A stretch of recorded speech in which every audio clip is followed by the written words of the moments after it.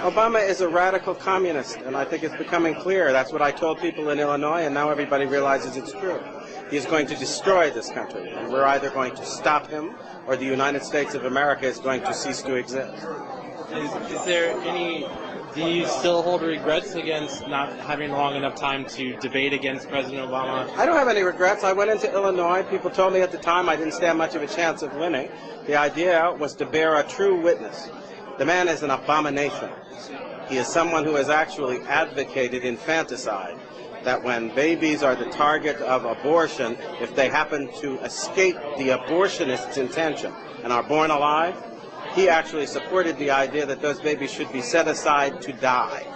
That is a man with such a seared conscience, I can't even understand why anybody in their right mind would consider him worthy of political support.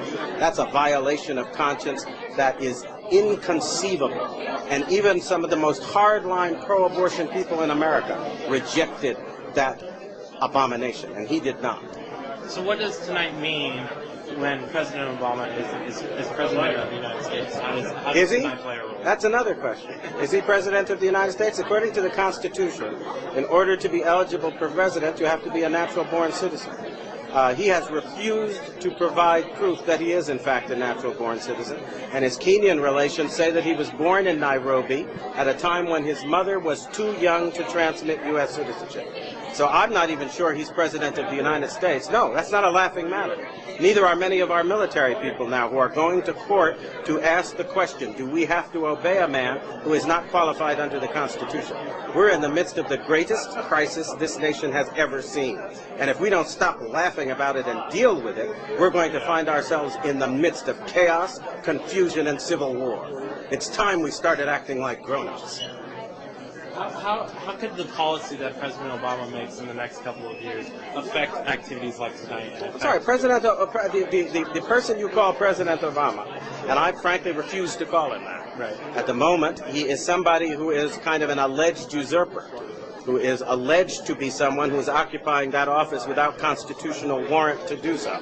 And he's rushing forward with ideas like destroying our borders, an amnesty bill that will actually have the American taxpayer footing the bill for illegals to come to this country to live, to get housing, and to get everything they want. He is also somebody who has just announced a program that would essentially destroy the validity of existing mortgages and encourage everybody in the country to stop paying their mortgage because the government is going to pay it instead. This is insanity. It's as if we have put insane children and adolescents in charge of our government. And I think we need to ask simple questions. A couple of years ago, we were arguing over every penny in the United States budget, and it was quite clear we didn't have enough money to go around. Well, somebody asked me where we came up with $2 trillion in the course of the last 6 months. Did we wish for it out of the air? Have people gone mad in this country? You don't have that money. We are claiming that a bankrupt government can save a bankrupt banking system. Explain to me how that happens, because I think that's impossible. And the fact that we have just elected an individual who may or may not be qualified, and he presents silly ideas like this and says, let's move forward now, and we're all acting like the laws of economics have been repealed, and we can actually afford to foot the bill with money nobody's got.